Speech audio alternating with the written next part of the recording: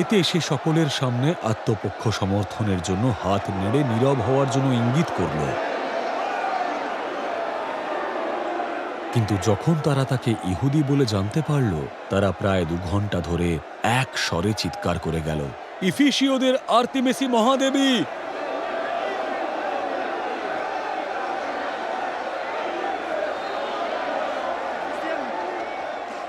নগরের ভারপ্রাপ্ত কর্মচারী সবাইকে শান্ত করে বললেন, ইফিসের জনগণ, সমস্ত পৃথিবীর মানুষ কি জানে না যে এই ইফিস নগরী মহাদেবী আর্তেমিসের মন্দিরের ও তাঁর প্রতিমার রক্ষক, যা আকাশ থেকে পতিত হয়েছিল? সেই কারণে যেহেতু এই বিষয়টি কেউ অস্বীকার করতে পারে না, তোমাদের শান্ত থাকাই উচিত।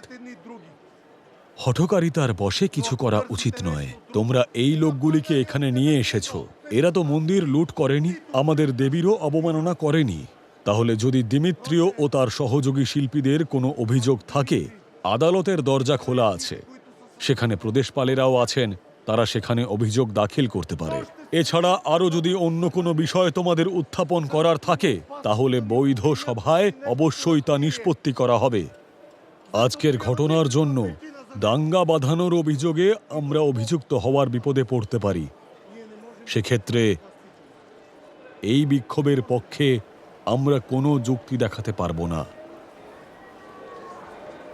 এই কথা বলে তিনি সভা ভেঙে দিলেন।